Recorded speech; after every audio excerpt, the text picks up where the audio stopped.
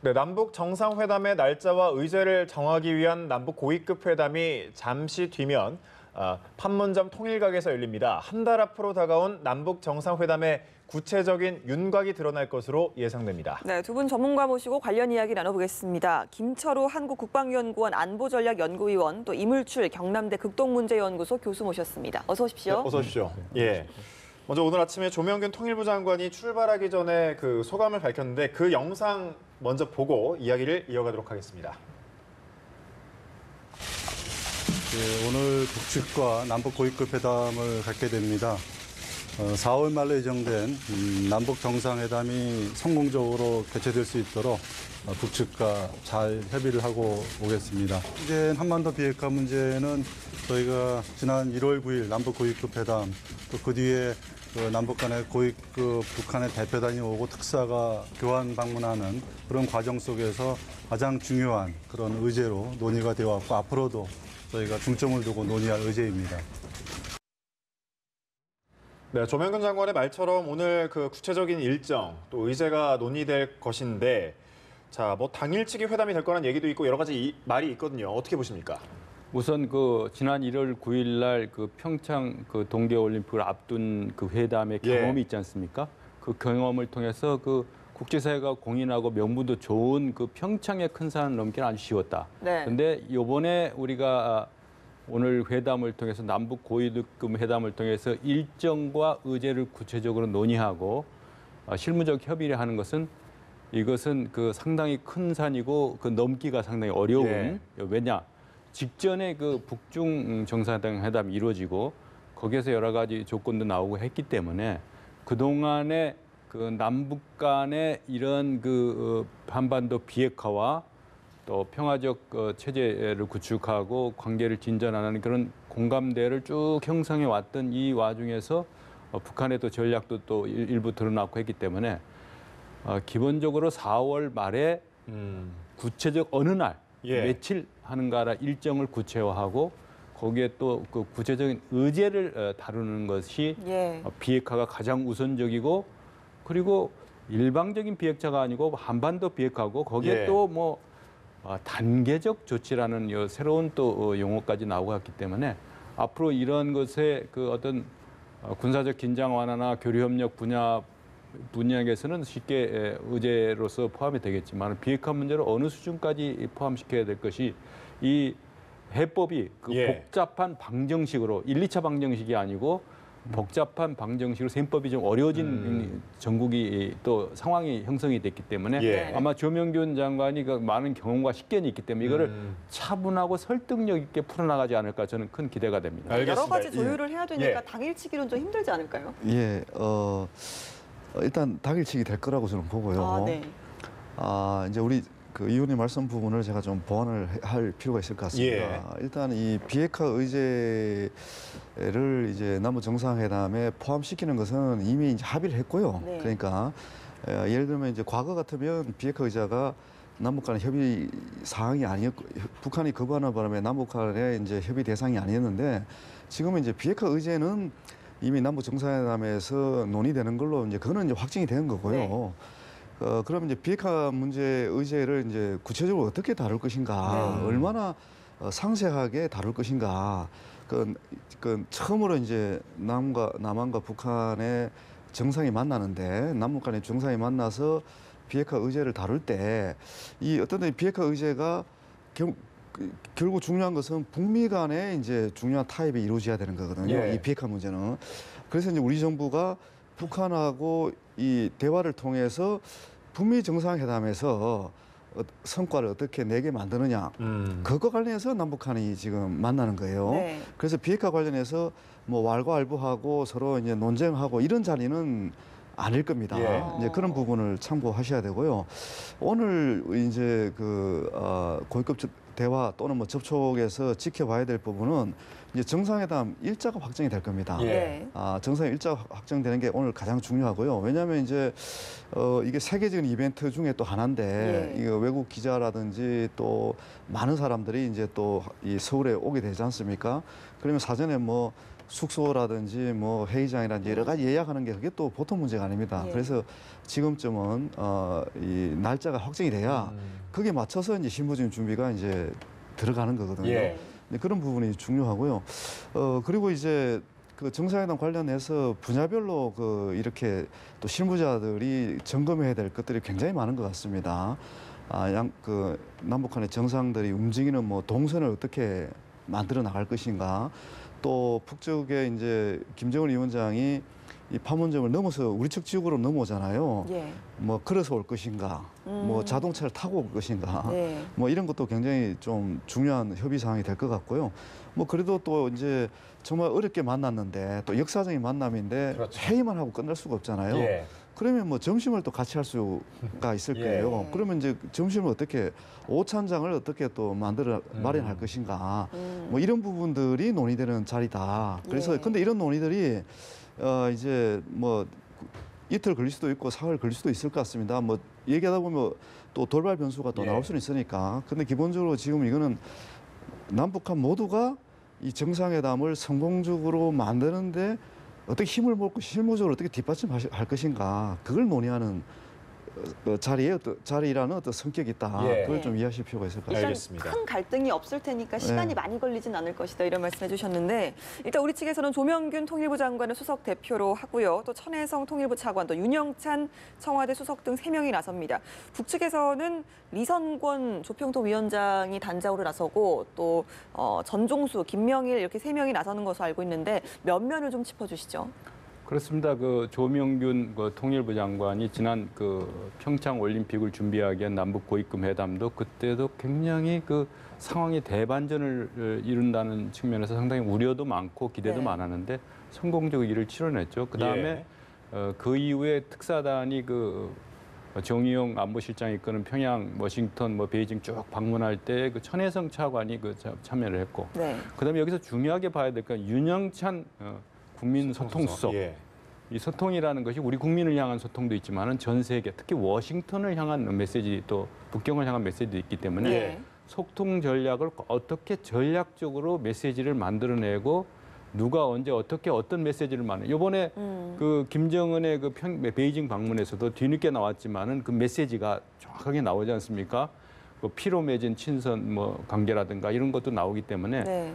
청와대 윤영찬 소통수석이 참여했다는 게 아주 상당히 상징적 의미가 있고요. 네. 그다음 북측에서는 이성건 조평통 위원장, 뭐 전정수 부위원장, 거기에서 김명일 그런 3명의 카운터파트가 나오고, 그래서 그 과거의 다른 거와는 달리 남북 정상회담을 실제적으로 지금 3차, 3번째 아닙니까? 그 준비하고 참여했던 많은 경험과 데이터베이스가 머리에 있는, 네. 그러니까 보고받아서 하는 게 아니고 네. 그런 분들이 참여하는 거기 때문에 상당히 그 리성건이도 1월 9일 날 만났을 때 6.15 정상회담의 그 정신을 얘기를 했어요. 자기 조카까지 덜먹이면서 그렇게 했기 때문에 그 큰 프레임을 따라가지고 역사상 상징적 의미가 있지만 1차, 2차의 경험을 가지고 새로운 상황에 같이 맞게 이것을 맞춤형으로 하는 거. 그다음에 아까 말씀하신 대로 김정은이 우리 그 평화의 집으로 오기 때문에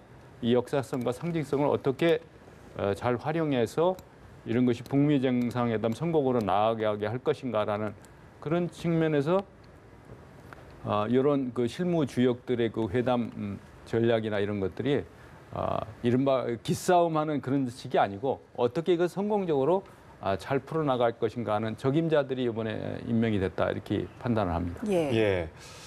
무엇보다 그 뭐 앞서 말씀하신 것처럼 오늘 그 정상회담 의제들을 북한이 어떤 틀에서 수용할지가 관건이 될 텐데, 뭐 정부에서는 앞서 한반도 비핵화와 한반도 항구적 평화 정착, 남북 관계 진전이라는 정상회담 3제 의제를 또 제시를 했습니다. 예, 일단 이 의제 3대 의제 중에서 한반도 비핵화 부분이 이제 가장 중요합니다. 예.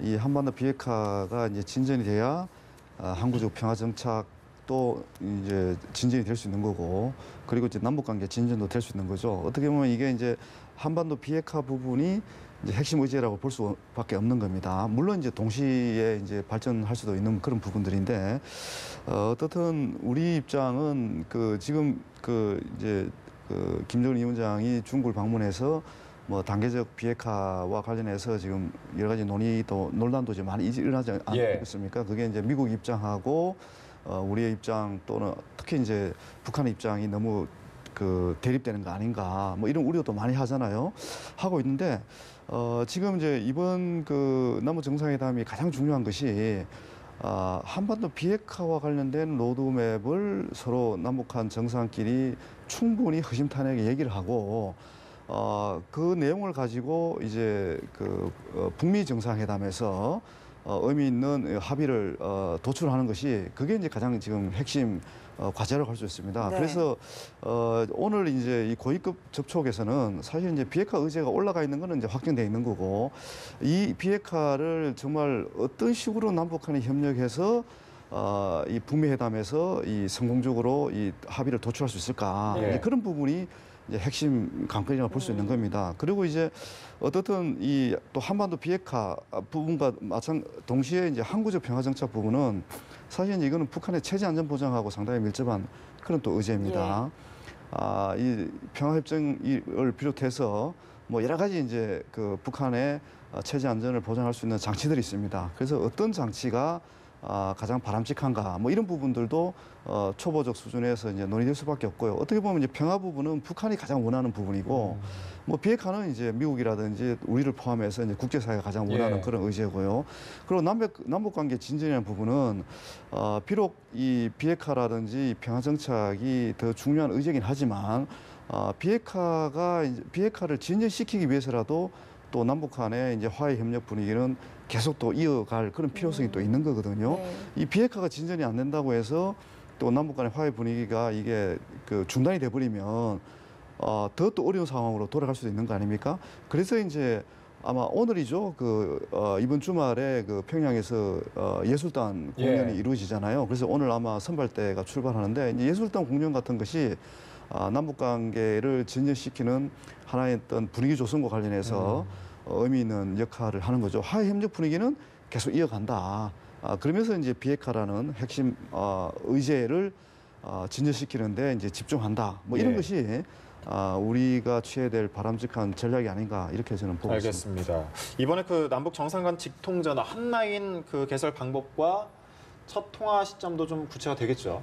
그렇습니다. 예. 아마 그 대북 특사단이 그 갔을 때 예. 명확하게 합의한 상황이기 때문에 남북 정상 간 심지어 북측의 지도자가 뭐 과거에 그 도발할 때 아침 새벽잠 설치지 마시라고 하는 그런 농담 섞인 얘기를 하면서 문제 있으면 직접 통화하면 된다라는 얘기를 했기 때문에 과연 과거에 그 이제 서해상의 문제라든가 또 개성공단을 연결할 때도 이러한 그 간접 통화가 가능했는데 이번에 아마 그런 한 라인이 설정이 되면은 워싱턴과 베이징이나 주변국하고 통화하는 것과 뭐 통역도 필요 없습니다. 이거는 그렇기 때문에 가장 상징적인 측면에서 이 효과를 한반도 평화 체제와 분위기, 이른바 여건 조성의 가장 상징적 측면에서 한 라인이 아마 정상회담 이전에 개설이 되고 그걸 통해 가지고 그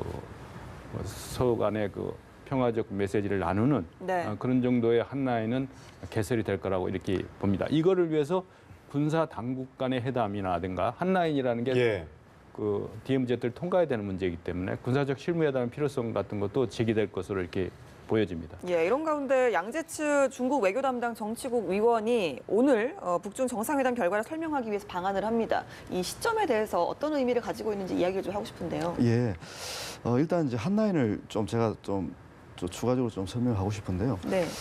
사실 우리가 이제 정상회담이라고 하면 양 정상이 직접 얼굴을 맞대고 이제 만나는 게 이제 정상회담이고 또 이 정상회담을 준비하기 위해서는 번거로운 절차들이 너무 많습니다. 지금 한반도 비핵화를 위해서는 빨리 이렇게 진전시킬 그런 또 빠르게 진전시킬 필요성이 상당히 존재하는데 이렇게 번거롭게 그 서로 이제 격식과 어떤 여러 가지 절차를 따르다 보니까 이게 정상 간에 좀 긴밀하게 또 빠르게 소통하기가 굉장히 어렵잖아요.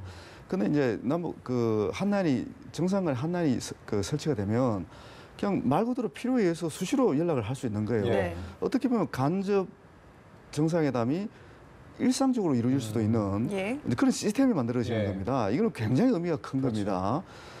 그리고 이거는 분단 이후 이제 처음 이제 일어나는 일들이고 그런 맥락에서 이 한라인의 어떤 중요성을 국민들이 좀 인식하실 필요가 있을 것 같고요. 예. 그리고 양재철 이 국무위원의 방안은 이런 것 같습니다. 지금 예를 들면 이제 북중 정상회담이 갑자기 열리니까 야 이것도 뭐 미국한테 또 미국이 또 이게 뭔가 또 손해를 보는 거 아닌가. 또 한국도 우리가 소외되는 거 아닌가. 이런 식의 또 시각으로 보는 것은 저는 잘못됐다고 봅니다. 지금 이 상황은 모든 나라가 다 윈윈하는 분위기를 만들어가는 분위기거든요. 예. 어느 한 나라가 배제되고 소외되고 이런 것이 아니거든요. 그래서 이번에 이제 양재철 국무위원의 방안 같은 경우는 우리가 남북 정상, 우리가 지난번에 특사단이 갔지 않습니까? 특사단이 가서 김정은 위원장을 만나서 나눴던 얘기들을 우리가 바로 중국에 가서 정의용 안보실장이 이제 그 시진핑 주석을 만나서 설명했습니다. 예.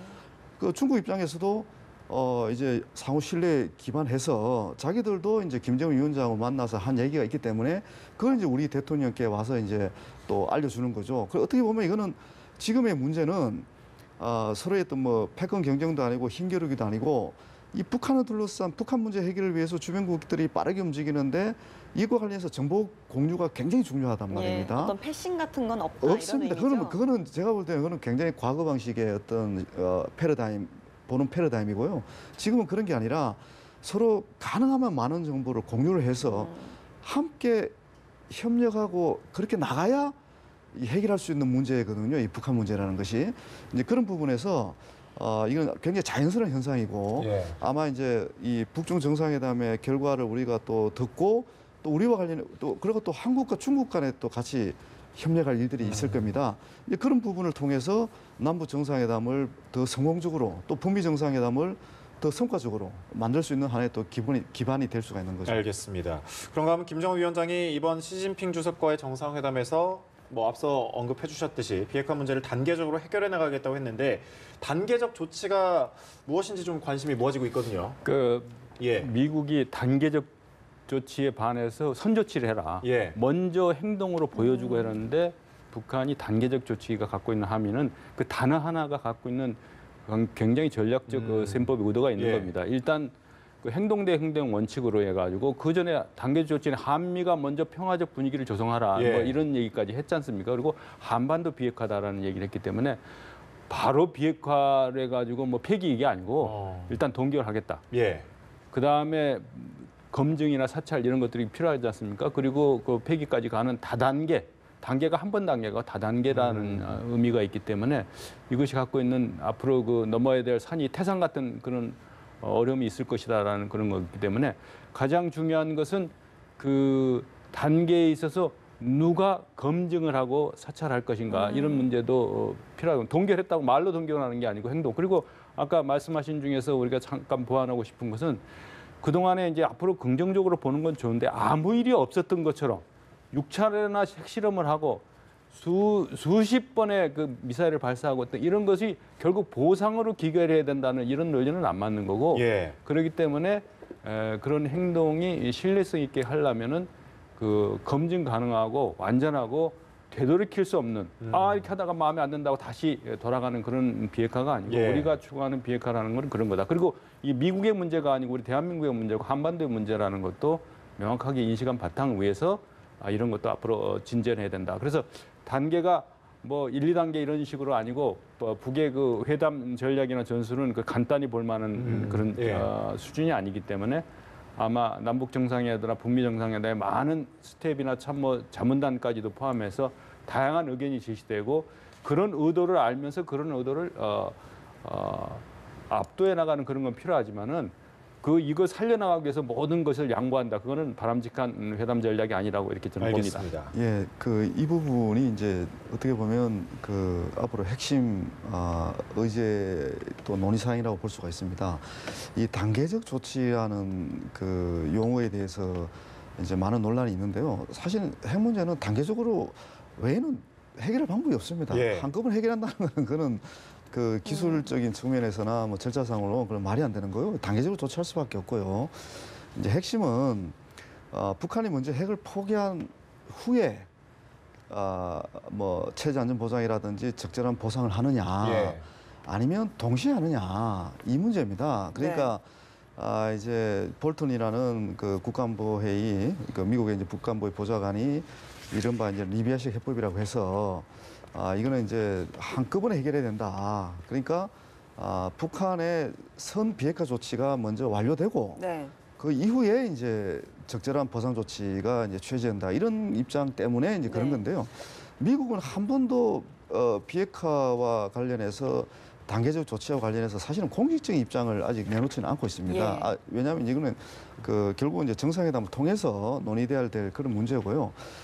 그리고 이제 이게 중요한 부분은 이런 것 같습니다. 이 북한이 그동안 체제 안보 때문에 이제 핵을 개발했는데 이제는 오히려 체제 안보를 위해서 한번 비핵화를 해보겠다고 지금 나오고 있습니다. 그러면 정말 북한의 비핵화 의지의 진정성이 정말 어느 정도 확인이 되면 우리로서는 거기에 합당한 보상 기제를 반드시 만들어야 됩니다. 그 보상 기제가 만들어지지 않으면 이 비핵화는 절대 완료가 될 수가 없습니다. 본질적으로. 예. 그러니까 이제 물론 과거처럼 북한이 지금 기만하는 방식으로 비핵화 조치를 이행하면 그에 대해서는 당연히 보상해서는 안 되지만 어떻게 보면 북한이 비핵화로 단계적으로라도 갈 수밖에 없는 그런 그 장치를 주변국들이 만들어 놓으면 예를 들면 이제 중국, 미국, 한국이 북한이 비핵화를 계속 할 수밖에 없는 그런 구조를 만들 수가 있거든요.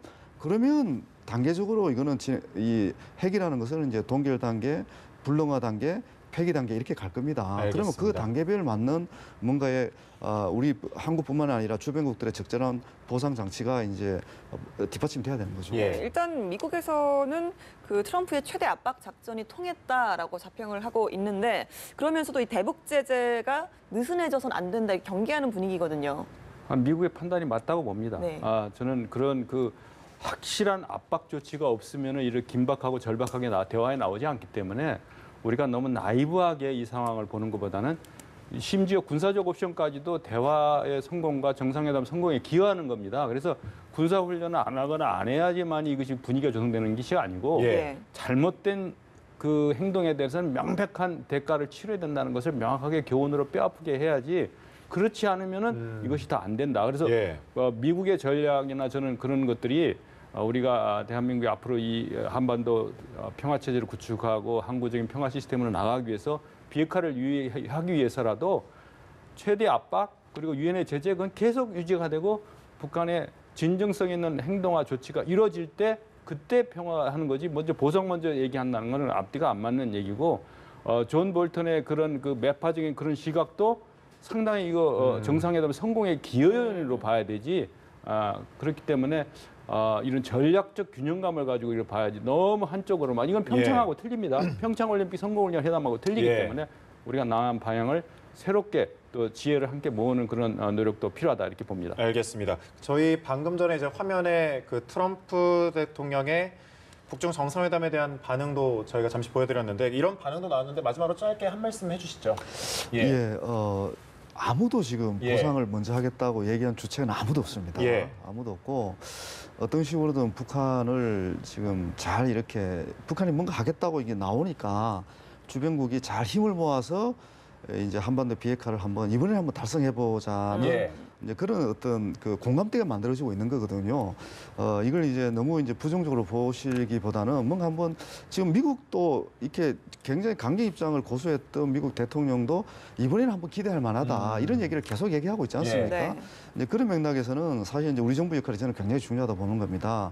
어떻든 그 서로 간의 의견차가 있기 때문에 이 의견차를 잘 조율하는 역할, 그런 역할도 중요하고 또 우리가 주도적으로 비핵화 로드맵을 제시를 해서 주변국들이 여기에서 동의하게 만들어서 뭔가 또 필요하면 또 과감하게 또 치고 나가는 그런 어떤 선택도 필요한 시점이 아닌가 이렇게 생각합니다. 알겠습니다. 그 단추를 끼워가는 과정에서 오늘 남북 고위급 회담이 참 중요하겠네요. 네, 오늘 말씀 여기까지 듣겠습니다. 지금까지 김철우 한국국방연구원 안보전략연구위원 또 이물출 경남대 극동문제연구소 교수와 함께했습니다. 오늘 말씀 고맙습니다. 고맙습니다.